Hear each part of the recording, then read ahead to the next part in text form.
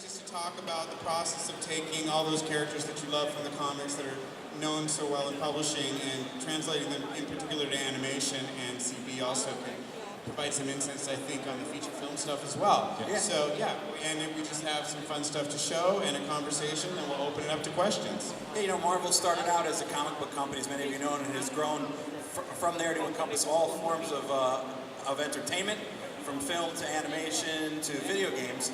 And this is kind of a panel to show you the process from page, the comic book page, to the screen, particularly in this case animation. And at the end we have a couple other comparisons of some interesting things that might have come from the screen to the page. All right, well, I'll leave it in your good hands. Ladies and gentlemen, a big round of applause for Court Lane and CB Smolsky. So, why don't we just get right into it? You know, I work for Marvel Animation, and I'm a big Marvel fan myself since the age of 10. In particular, the Avengers was my first love. And as we take all of these characters and stories, some of which are 50 years worth of continuity, we have to adapt them to work for kids television today. And we take a look at all the versions and everything that has come to that point so that we can be inspired and pick the things that work best for the medium that we're in and for the audience. And so, to start with something sort of irreverent, this is Thor as Throg. How many of you know Thor Frog? All right, there's a good number of hands out there. Good. Well, for us as creators of animation, we love this character, and we had an idea to feature him in Ultimate Spider-Man. So we looked at Walt Simonson's original art. Yeah, this was back, you know, in the early 80s, I believe, Yeah. right? Yeah. And you know, Walt was doing his seminal run on Thor, and the Thor Frog was an idea that hit him, a crazy idea, but back then there were no boundaries. This is kind of like there are today, Yeah. and they were just coming up with these crazy anthropomorphic characters, and Thor Frog kind of started as a joke during the run, and then hit, and he's been around as part of the Marvel Universe ever since. We tweaked him a bit to be closer to the costume of Thor in the feature films today, and came up with our own character model, and then we put him in an episode of Ultimate Spider-Man, and I have a clip for you.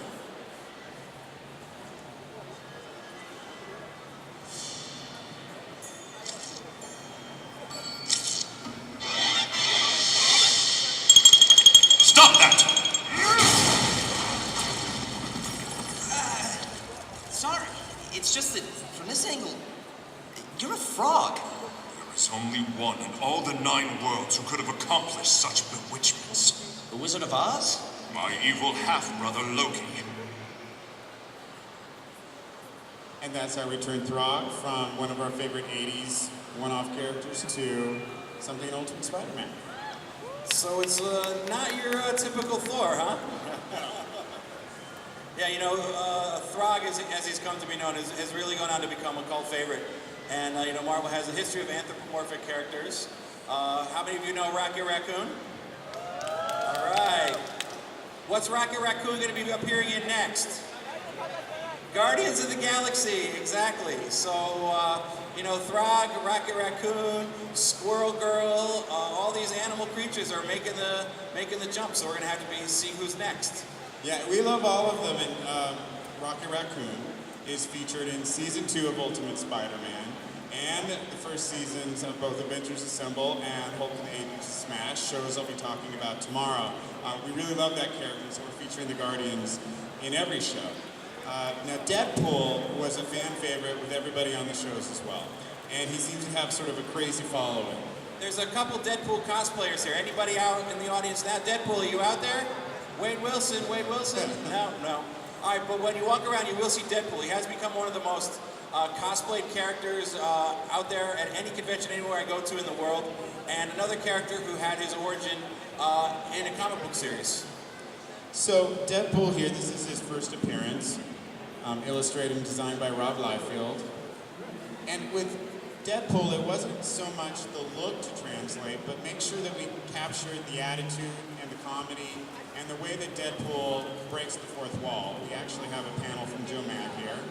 And then over on the right here, we have a Calafiore cover.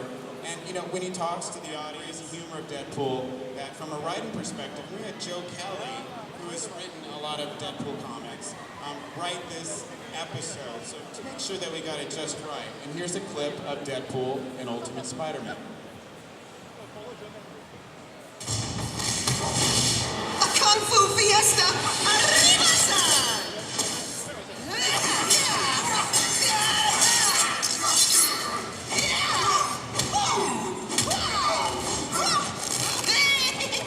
Double wedgie achievement unlocked.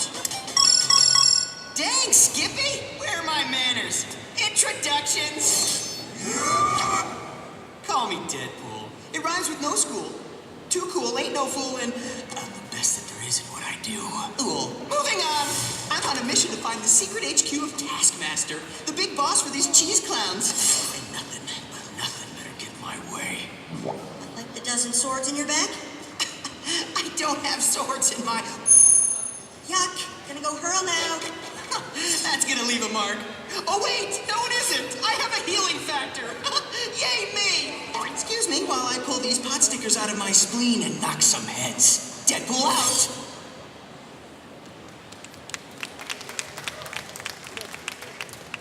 Corey, if you don't mind my asking, you know, you look at some of that original art that Rob did, Yeah. and some of the artists like Joe Madden and McGinnis have done over the years on Deadpool, and Deadpool's very detailed. He's got a lot of pouches, a lot of weapons, and for the animation, you know, you kind of have to streamline him. In the comics, it's the you know, anything that comes to the imagination, the artist can draw. They can go as crazy as they want. But Yeah. in animation, things have to be, you have to take motion into mind. It's not a still thing. You're putting it, you got to add a kineticism to it. As a producer, I'm just curious, are there specific directions that you give the art team that you're hiring to translate the character into these kind of turnarounds? That right there actually is one of our biggest challenges because the characters are so detailed in the comics, and to be able to animate them effectively, the more detail you have, the worse it looks in animation because they spend so much pencil time drawing the little pouches and the little lines instead of making the character look great in animation. So, you know, Deadpool wasn't too bad. We simplified him a little bit and streamlined his costume slightly. But a character like Thor, particularly with chainmail on his arms and all of that, that becomes incredibly difficult. And so we tried different things. You'll even see in the series of Thor, it's not so much chainmail, but little lighter colored blocks, which give the effect of that rather than drawing little chains. And so that is a creative challenge. Some characters are better than others. And honestly, you know, we may change the model about 3 or 4 episodes into a series when we see that it still need to be simplified or the details aren't quite working and we have to adjust. You know, sometimes do you have to play with the color palettes as well, or simplify them almost too? Yes, and also, you know, it depends on the medium. We're working on some stuff that, for instance, the Phineas and Ferb stuff, where the traditional Marvel palette may look a little dull against the Phineas and Ferb characters, so you have to brighten up the colors, and so those are choices you have to make along the way. Everything in animation has to be brighter, more saturated colors than it is in the comics, and then when you get to something like Phineas and Ferb or some of their shorts that we've done, you have to go even brighter. I think, you know, just looking at the clip you just showed of Deadpool, if you want to show it again here. No, it's not. All right, but the dialogue has to come up pretty quick too. Yes. You know, Deadpool especially is the merc with the mouth. He's known for his witty dialogue, and I would assume that getting the timing right, because in a comic you can just read it and you always have the character's voice in your head, so you can read it at your own pace. Here, not just getting the dialogue timing right, but finding the voice actor who can deliver must be extremely difficult as well. Yeah, it is, and we actually had to recast that part. Yeah, because it is very challenging, and we do recast from time to time when it's not quite working out. You know, traditionally, animation, everybody's performance was speeded up 10%. Nobody likes to do that today. They like to hire actors who can really deliver at that speed with a very natural performance. And so, but on occasion when we'll have a celebrity guest star or somebody, yeah, we have to speed it up 10% just to keep at the pace that our voice actors need and to get the volume of dialogue in and keep the action moving. Fascinating, I never knew that. Yeah. And one of the great things about characters like Deadpool and Spider-Man and Iron Man is, you know, when we're watching it, the final animation, if we realize we could use an extra little joke there or a faster, more funny performance, we can do that and we don't have to change lip flap or anything. And so characters like that really give us the opportunity. Unfortunately, it's usually the funniest characters that we get to do that with. The this is just randomly, it just struck me, speaking of characters with masks, is it harder to animate hair? So if you have some of the female characters like Black Widow or Thor who has the long hair, does it take longer to animate characters like that and transferring them to the screen? Yeah, it is. But I mean, we have to be true to the brand. But I mean, we gave White Tiger more of like a ponytail, so it could move as one chunk. Thor's hair is really rough. The capes are just as tough. So fortunately, there are not a lot of Marvel characters with capes. So, speaking of capes, so here we have, in the 70s, Marvel had a lot of really cool monster comics that were very popular at the time, and one of the leaders in that movement was Tomb of Dracula, starring, of course, Dracula. And this is a Gene Colan cover. I'm a big fan of his work during that era, and Dracula's become a more prominent villain in our shows and in the comics in the last few years. Here's another Gene Colan cover. You get to see what the classic Dracula looked like, which is a very traditional guy in sort of a tuxedo and cape kind of look. The kind of I've come to suck your blood, Yeah. Lugosi film version brought to, in this case, to the page. Now, CB, there was a decision a few years ago to redesign him. Can you talk a little bit about this approach? Yeah, in the comic book world, we say that the heroes are only as interesting as their villains. So, everybody has a good villain. Spider-Man's a great example. His cast of villains, his rogues gallery is just amazing. There's just a plethora of fantastic villains. The X-Men are the same way. But we were looking at some of the Marvel Universe and said, we need some new villains. We need some new blood. We were introducing a lot of new heroes and a lot of new characters, but we weren't focusing as much as the villains. And I think it was our editor-in-chief, Axel Alonso, who said, what about Dracula? He was always been a fan of kind of the classic horror stuff. The zombies, the vampires, and Marvel has a whole history of the supernatural, as you just noted, that we weren't tapping into. So Axel decided that he wanted to go back and look at some of those classic Marvel villains, the monsters who we brought in to be villains, and kind of revamped them for the modern age. So Dracula was the first one we hit on. Dracula is the ultimate badass in any medium, he's been through so many different books, graphic novels, films, animated series, and there's so many different versions. We wanted to do kind of a revamp on him that really made him spooky. Not so much that classic I've come to suck your blood, but a real true badass that was able to go toe to toe with a Magneto or with a Dr. Octopus or with an Apocalypse or someone like that. And he hired, I think Marko Djurjevic was the artist who came in and did this design. Yeah, and it's beautiful, and it really does put him more in that supervillain category. And so we brought him into our shows. He appears in Ultimate Spider-Man in a big Halloween special that you guys might not get until next year. But also, he's a major villain in Avengers Assemble. And so this is our character design based on that design, which is just slightly simplified. And you guys haven't seen any Avengers Assemble, but I do have a clip here of Dracula in Marvel's Avengers Assemble. So this is like a world premiere, huh? It is. A Singapore exclusive. I can no longer hide in the shadows of rumor and myth. I am at war. Release the widow, then we can talk. You are in no position to make demands. I have recently learned that the super soldier serum coursing through your veins can cure me of my one and only weakness. Let me guess. Red Skull. But you were at war with him. How could you? These are strange times, Captain.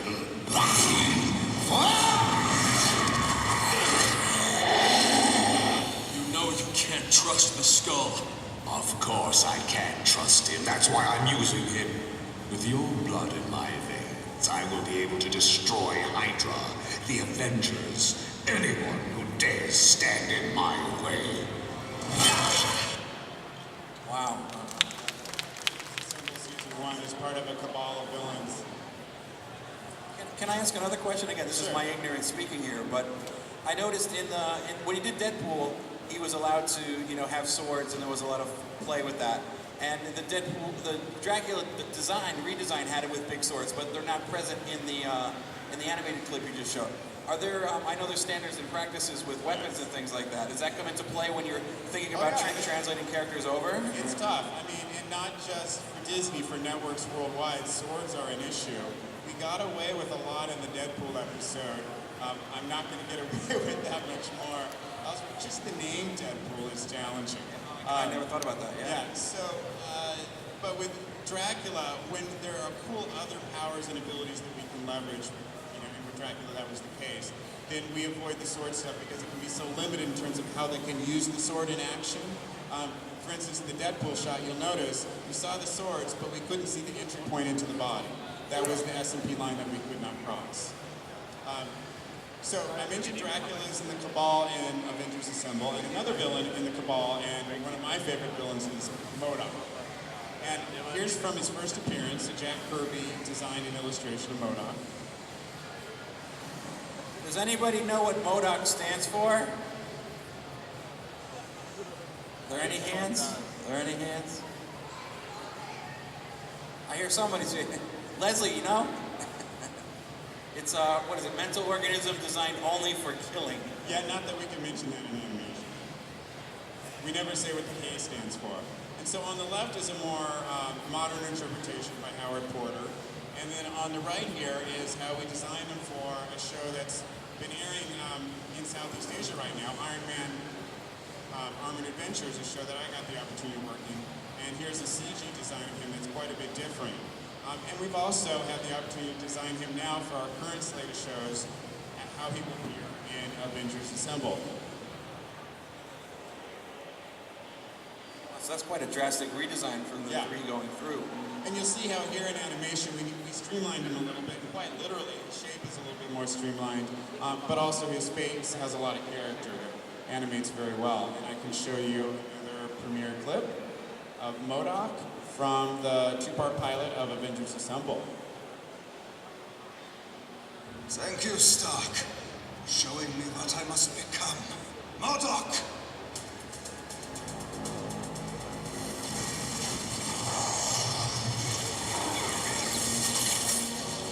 System failure imminent. On disassembly.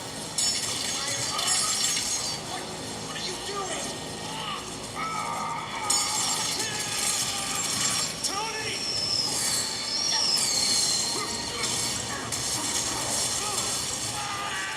I cannot have his body to keep me alive.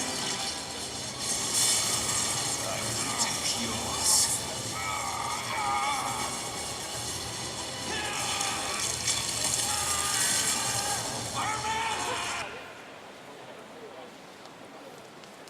All right, that's MODOK in Marvel's Avengers Assemble. Do you mind going back one sec real quick? I just had a quick question. This is, again, back one more.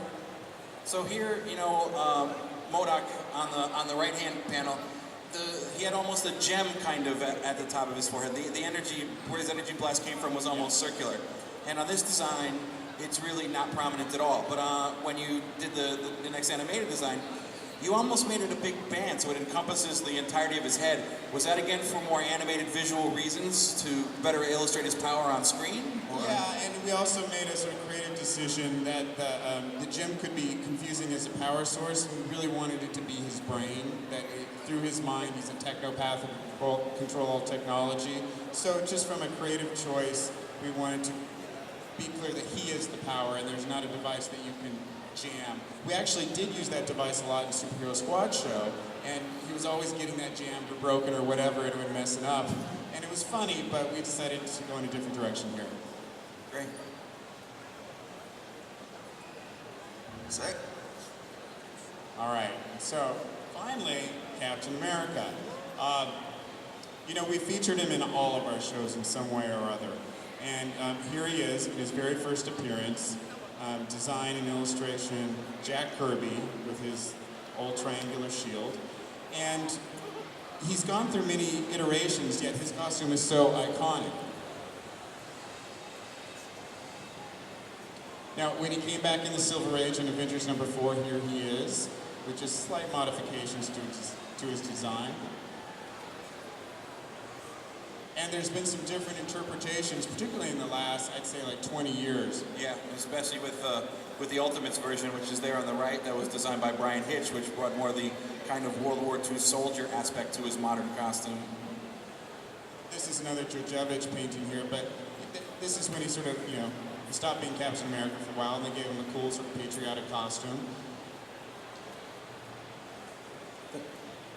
And we decided to even adjust our design that we've recently featured in animation to come up with a new concept for Avengers Assemble. And we looked at everything. We looked at the classic comic versions, particularly the Ultimate version, and even the feature film version, and came up with something that sort of straddled all of those iterations, but was simple enough to be animated effectively and look great in action. So this is our final design for Captain America. And I have another clip from Marvel's Avengers Assemble.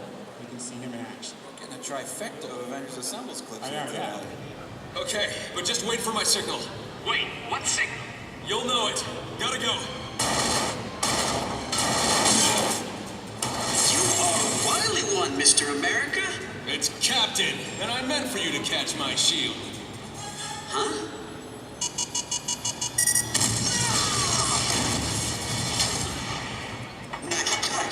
But I've already taken down gods and monsters. You're just a man, so it's only a matter of time. And still going. Let's face facts, Cap. You're not gonna win this fight because you borrowed a bow and arrow. You tech heads are all the same. You always forget one simple variable. Good old-fashioned guts.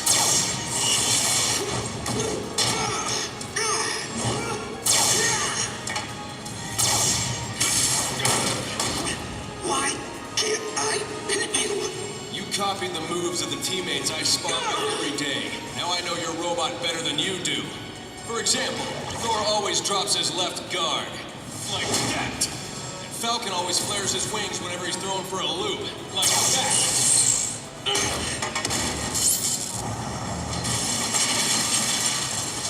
Yeah? Well, maybe you know them, but I bet you don't know yourself as well as you think. I'll take that bet. See, 90% of the time I dodge to the right when I throw my shield. But never in front of a window. Huh?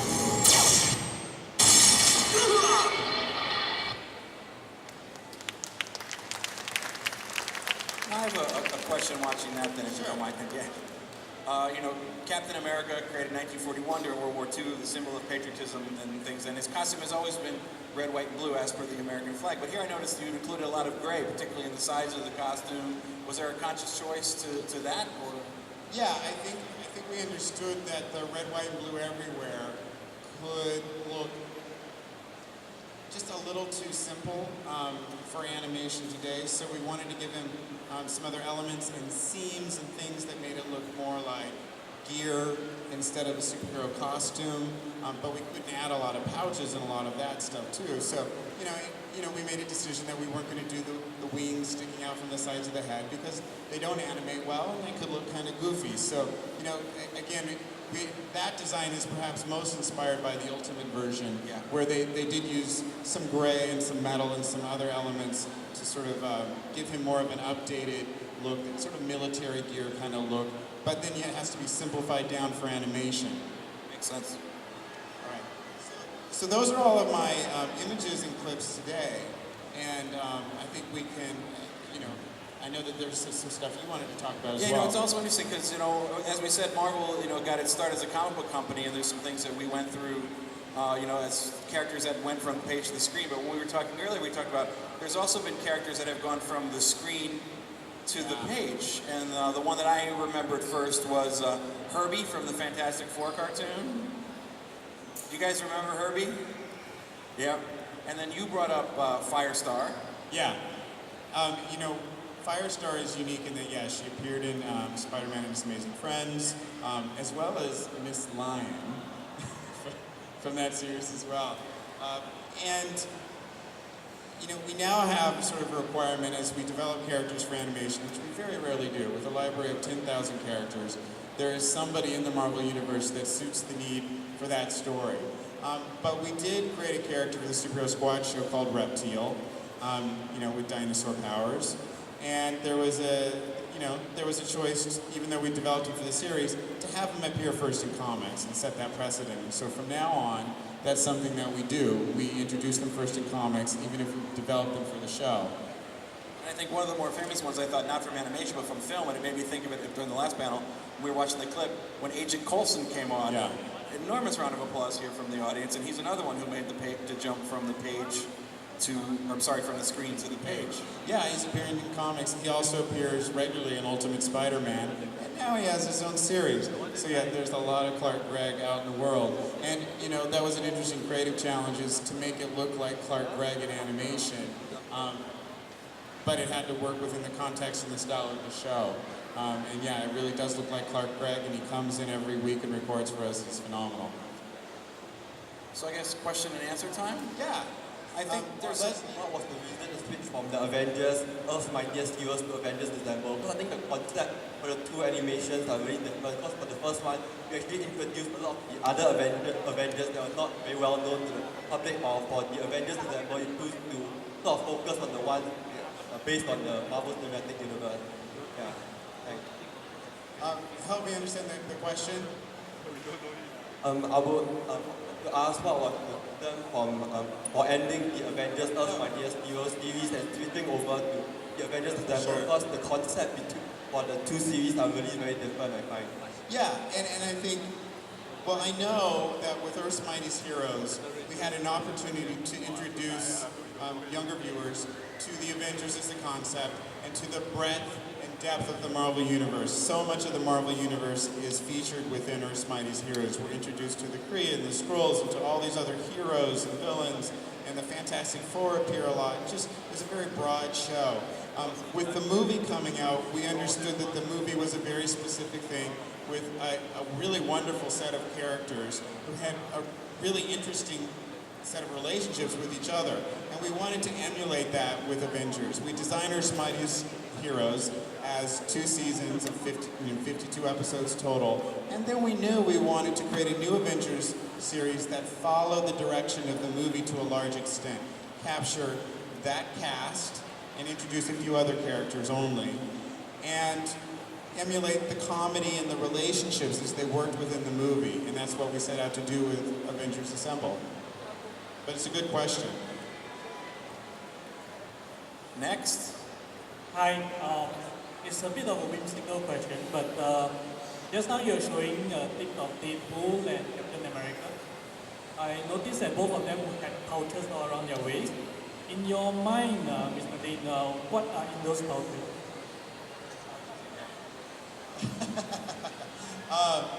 With Deadpool, it could be anything. That is a season 2 episode, and that will be coming to screens here over the next several months. And yeah, he's got all kinds of crazy stuff. But with Captain America, we know that he has a lot of high-tech tools. We gave him a lot of weapons. It might be, military influence, like a grenade, but in his case, it might be some crazy sonic grenade or a plasma grenade. So we've given Captain America a lot of great tools and weapons so that he can fight an amazing host of villains and aliens and monsters and whatever he needs to fight. And he rides around on a very cool sky cycle. So he's been really souped up for animation for all kinds of threats. Next. How do you choose which character to use? How do you choose which character to use? How do we choose which characters to do in the animated series? Oh boy. Well, there's a couple different ways. When we get together, there's a creative team that includes Joe Quesada, who CB works with closely, and then our lead writers. In the case of Ultimate Spider-Man, the first 2 seasons, it was the Man of Action guys who also created Ben 10 and so many other great characters and have worked for Marvel for years. And, Brian Michael Bendis may be there. We have this team, and there are so many stories that we want to tell about the characters that we love. We actually have to limit ourselves. And then we also want to focus on the characters that are coming up in our feature films so we can introduce them to kids and they can become more familiar with those characters. So again, you will see a lot of Guardians of the Galaxy in the shows, certainly all the Avengers characters. And if you watch the shows very closely, you can kind of figure out what other characters might be slated for feature films because we feature them a lot. A lot of people always say, why did they choose that character? That character is such a loser, a poor character. And in publishing, we have a saying that there really are no bad characters. There may have been badly written characters, but any character can be cool with the right idea. And a good example we always go to is Bullseye. back in the day, Bullseye was a joke. He was a clown, almost a jester who would just have these tricks of throwing cards and doing stupid things. And then Frank Miller took him and transformed him into probably the most deadliest assassin in the Marvel Universe, one of the most feared villains ever. So, you know, every character is somebody's favorite. And like I said, we have a cast of 10,000 characters to pick from. And with the right idea, anyone can become cool. And we're just completely open to those ideas from all our writers. That's a really good point. Hello. Hello. Oh, there you are. Okay. Yeah. Oh, Captain America shirt. All right. Woo! Okay, the question I would like to ask is that, as is obvious, Marvel has a lot of multiple universes. There's cartoons, there's comics, there's a lot of comic universes, there's the cinematic universe. So my question is that if you could put yourself into any of the universes, which would it be and why? If I could put myself into any of the universes, which would it be and why? Well, I think of it as all one universe. You first. I don't know. Part of me wants to say that I'm a comic book guy, so I would love to live in the Marvel comic book universe in the kind of the 616 of it all. But then again, I look at the movie universe and you got Scarlett Johansson and Jamie Alexander as Sif and all the live action movies. Might hang out with. They're kind of hotter in real life. I worked on the animated shows, so I would say those. And in particular, right now, I think I would pick Hulk and the Agents of Smash is where I'd like to live. The Agents of Smash are a group of different Hulks. We'll be showing a clip tomorrow when we do the Marvel Animation panel. And they live together, and they're really funny, and they're like a family. And their adventures are just crazy and out there in outer space and huge monsters. That, to me, that is the most fun place that I would like to hang out. Thank you. Hi.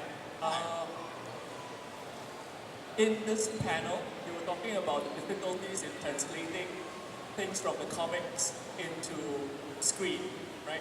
Be it cartoons or movies.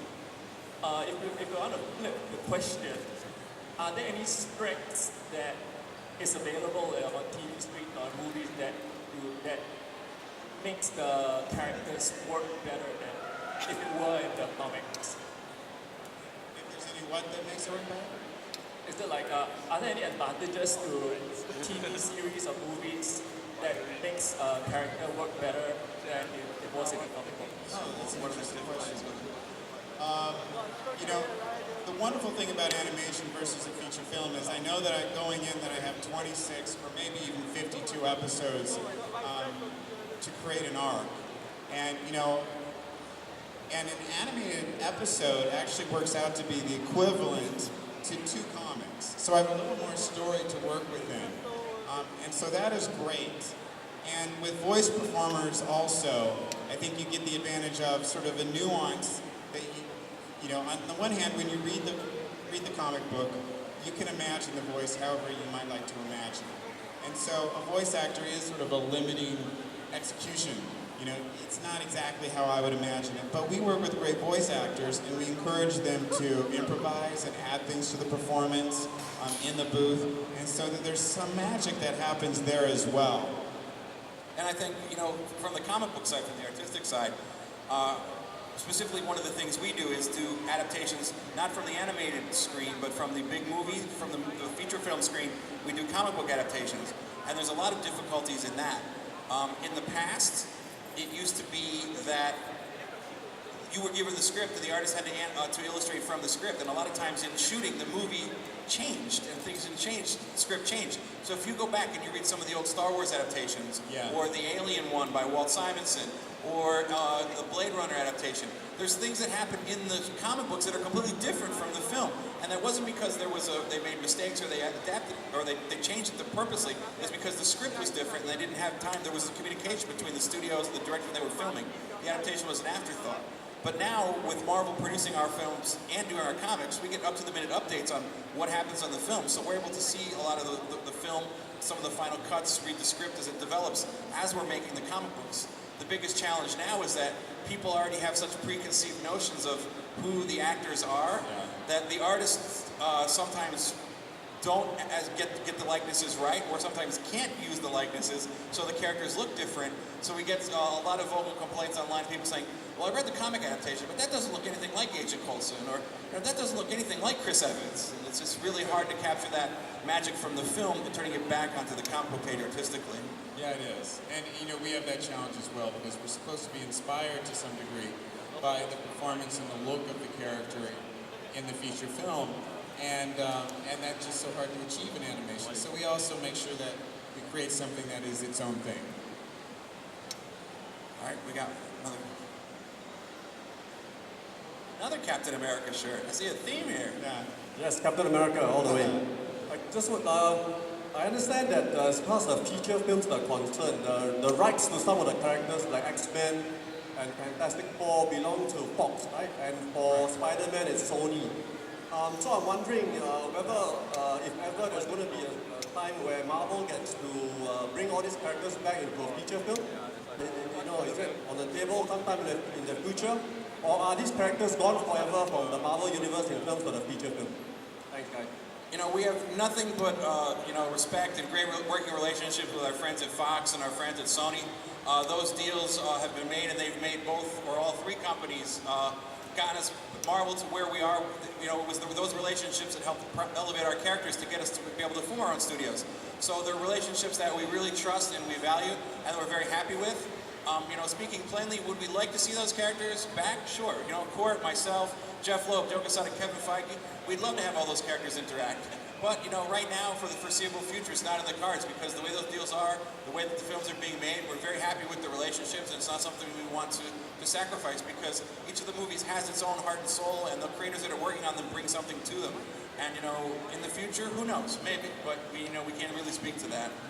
It is unfortunate, all fans want that. I'm lucky that in animation I get to do quite a bit of that. And you will see, particularly as we move forward with our shows, a lot of these characters crossing over.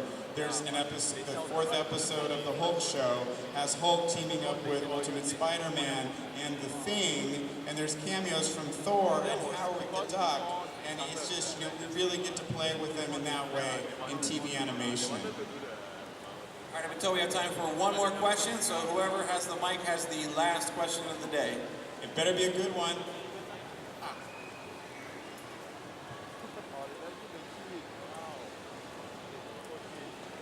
Superman, whoa. I know. You give the mic to a guy with a Superman t-shirt.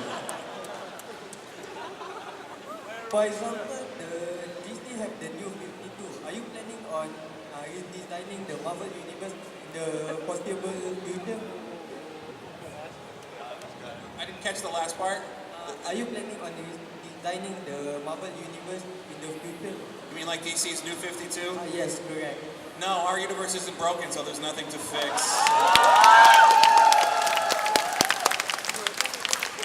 know what? The kid in the red hat down here in the front had a question. If you could give him the mic. He's been raising his hand trying to get something started. Hey. Guardians of the Galaxy has been featured in most of the animation. So will they have their own series? I'm sorry, Guardians of the Galaxy having their own animation. Yeah, the Guardians of the Galaxy will be appearing in most of the animation. We have no plans for their own series yet, but they appear in Season 2 of Ultimate Spider-Man and the first 2 seasons of Hulk and the Agents of Smash and Avengers Assemble, and they're a lot of fun. They're big, epic space adventures. And they have their own comic book series that ships monthly from Brian Michael Bendis and Sarah Pichelli. And, here, you guys are lucky enough next summer, you're going to be getting Guardians of the Galaxy a little bit earlier than the rest of the world, I hear. That's right. And since Brian Bendis worked on the comic version, he helped us with our scripts, or wrote our scripts for the animated versions as well. So we're really focused on creating a really sort of unique and special and fun and consistent experience with the Guardians across everything. All right. Well, I think that's about it. Thank you all for coming.